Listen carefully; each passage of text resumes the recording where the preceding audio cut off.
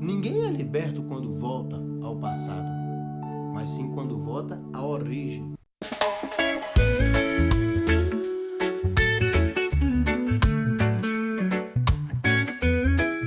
Êxodo, capítulo 14, do 15 ao 16. Está escrito assim: Então disse o Senhor a Moisés: Por que clamas a mim? Dize aos filhos de Israel que marchem, e tu levanta tua vara e estende tua mão sobre o mar e fende-o, para que os filhos de Israel passem pelo meio do mar em seco. Para entregar com êxito essa palavra no livro de Êxodo que Deus colocou no meu coração, eu quero enfatizar as últimas duas palavras do versículo 16, em seco. Mas antes, eu quero pensar com vocês a respeito da pergunta que Deus faz a Moisés no versículo 15. Por que clamas a mim? Então imagine que você é Moisés e Deus lhe chamou para uma grande missão. E através da sua vida operou muitas maravilhas. E tudo o que você falava que aconteceria com Faraó, se ele não deixasse o povo de Deus ir, Deus fazia acontecer conforme você falava. Porque as suas palavras eram ditadas por Deus. Mas enfim, você está indo muito bem, guiando o povo de Deus, até que chega num determinado lugar e à sua frente está um grande mar. E você não sabe como atravessar com aquele povo. Até mesmo porque no meio daquele povo havia muitas crianças e também muitos idosos e mulheres grávidas. E com certeza muita gente que nem sabia nadar. Então você olha para trás e lá vem Faraó com seu exército de homens maus. E o povo agora está muito assustado, pois todos sabem que Faraó e o seu exército estão decididos a fazer todos sucumbir. Estão decididos a atravessar suas lanças na barriga das mulheres grávidas, diante dos seus filhos, de seus pais, e depois matarem a sangue frio todas as crianças e todo o povo. E você é o líder. E todos começam agora a murmurar e exigir de você uma solução rápida. Então você faz o que todo crente faz, pelo menos na hora do aperto. Você se afasta um pouco. Não para apenas orar, mas para clamar ao Senhor. Quando você está clamando pela vida das mulheres grávidas, das crianças que estavam com medo, dos idosos e de todo o povo, então Deus lhe pergunta: por que clamas a mim? O que você entende com essa pergunta? Será que Deus não se importa mais com o seu povo? Será que Deus não se importa que as mulheres tenham seus bebês mortos ainda no ventre? E que também sejam mortas pelas lanças dos soldados de Faraó? Será que Deus não se importa mais com os idosos, com as crianças, com os homens que seguiram você acreditando na liberdade? Será que Ele não se importa com você que aprendeu a amar o povo que Ele entregou nas suas mãos para guiar? Então você pensa: como assim, Senhor? Que pergunta é essa? Por que clamas a mim? A grande verdade é que naquele momento de aflição de Moisés e de todo aquele povo, Deus não estava mais como sendo Deus diante de Faraó. Por que clamas a mim não é uma pergunta. Não está escrito Deus perguntou a Moisés, está escrito disse o Senhor a Moisés. O que o Senhor está dizendo é que existe hora de clamar, mas também existe hora de agir. Mas para agir é necessário saber o que fazer. E às vezes, para saber o que fazer, é necessário lembrar da palavra que já foi liberada para aquela ocasião, para aquela situação. Mas, por causa do medo e da aflição, Moisés havia esquecido completamente o que Deus já tinha dito a ele.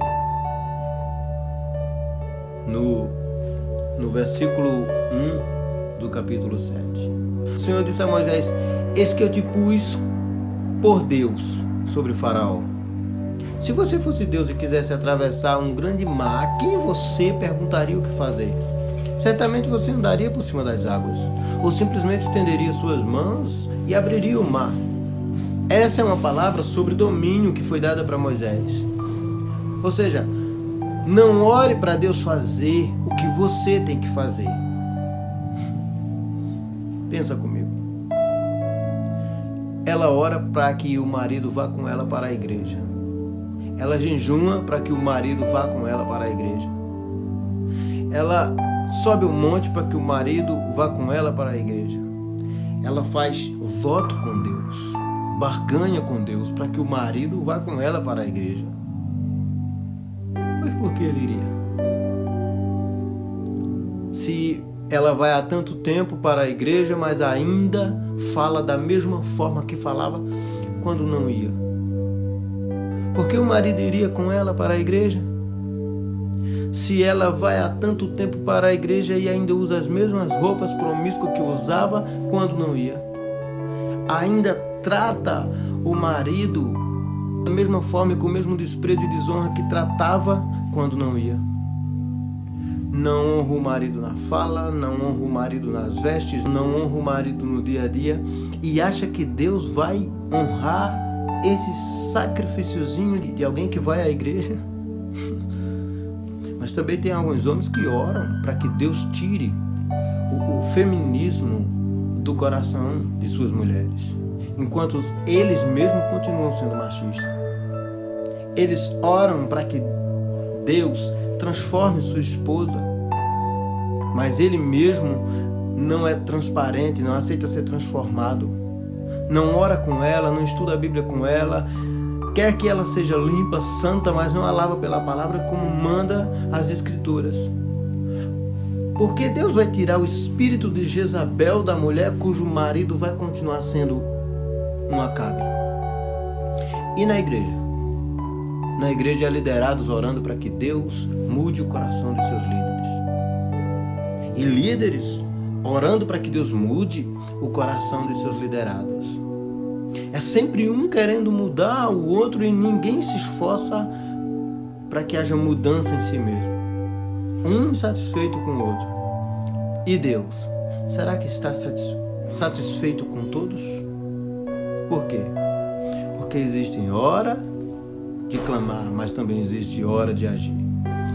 O orgulho é como um grande mar diante do povo de Deus. Mas a palavra de domínio e a unção do Espírito Santo já foi liberada sobre a vida do povo de Deus. Todos nós podemos passar com os pés em seco. Agora pense comigo, se você está diante de um grande mar e atrás de você vem um exército preparado para destruir você ali e nas pressas o mar se abre para você passar, porém ficou ainda o caminho um pouco úmido no meio do mar. Você vai se salvar, mas vai sujar os seus pés com um pouco de lama. A pergunta é, você se importaria de se sujar com um pouco de lama e se salvar? Ou preferiria morrer ao invés de sujar seus pés? Porque Deus faz questão de colocar esse detalhe na Bíblia.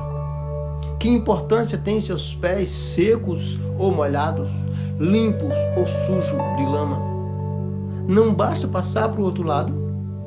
Toda vez que você lê na Bíblia, toda vez que você lê a palavra pé na Bíblia, você vai poder entender, ao observar o contexto dessa palavra, que a palavra pé na Bíblia fala de santidade. E o mar diante de Deus representa também as dificuldades que aparecem no caminho do povo de Deus. O que o Senhor está dizendo é que não importa o que falam de você, não importa o que fazem com você. Você olha para as circunstâncias e as vê como sendo um grande mar diante de você. E você sabe que dentro desse mar tem muita mentira, muita sujeira, muita lama. Mas se você caçar os seus pés na preparação do Evangelho, o Senhor está dizendo através de pés em seco, Ele está dizendo: eu vou abrir o mar e você vai passar com os pés em seco, limpo. Isso não vai tocar em você, não vai ferir sua reputação. As muitas águas não poderão lhe afogar e toda essa sujeira não poderá tocar em você, porque você tem a palavra de domínio. Aí diz o Senhor: tão somente seja santo, porque eu sou santo. O pé na Bíblia fala de santidade. Veja, João tem uma visão do Senhor Jesus na ilha de Patmos e ele começa a desenhar a visão. Então ele diz que ele tinha olhos como chamas de fogo, cabelos brancos, barba branca como a neve e um cinto de ouro no peito e os pés como de latão reluzente. Mas quando João vê os pés, ele diz que caiu aos pés de Jesus. Por quê? Mesmo João sendo homem temente, crente, ainda era homem e não suportou a santidade de Jesus. Quando a palavra diz: guarda o teu pé ao entrar e guarda o teu pé ao sair, ela está dizendo que existem lugares onde vão tentar sujar sua reputação. É preparado para tentar sujar sua reputação, manchar seu testemunho. Mas se você precisar entrar lá, se convertam eles a ti e não tu a eles. Entra sendo santo e sai sendo santo, porque os teus pés revelam se tu anda em caminhos de santidade. Porque quando é Jesus quem liberta, você não anda mais em caminho sujo. Se alguém diz que se converteu, se alguém diz que se foi liberto e continua adulterando, não se converteu, não está liberto. Se continua mentindo exacerbadamente, manipulando pessoas, vivendo ou ensinando o que não está escrito na palavra, não se converteu, não está liberto. Jesus perdoa, mas ele diz: vá e não peque mais. Foi assim que disse o libertador. Na área da nossa vida, na área da sua vida que você for liberto ou liberta por Jesus, não vive mais. Será mesmo que houve uma libertação ou uma regressão, onde as palavras ditas fazem voltar ao passado e chorar? E você entende aquele choro como uma libertação, quando na verdade foi só uma regressão. Ninguém é liberto quando volta ao passado, mas sim quando volta à origem, quando volta ao Senhor. Mas nós temos a palavra e não importa o mar que se levante. Passaremos pelo meio do mar com os pés em seco, seremos santificados. Todavia, só será possível pelo poder da palavra. A palavra é o Verbo é Jesus Cristo e Cristo é o Filho. E também está escrito: se pois o Filho vos libertar, verdadeiramente sereis livres. Então eu concluo essa palavra apenas dizendo: assim diz o Senhor. Deus abençoe.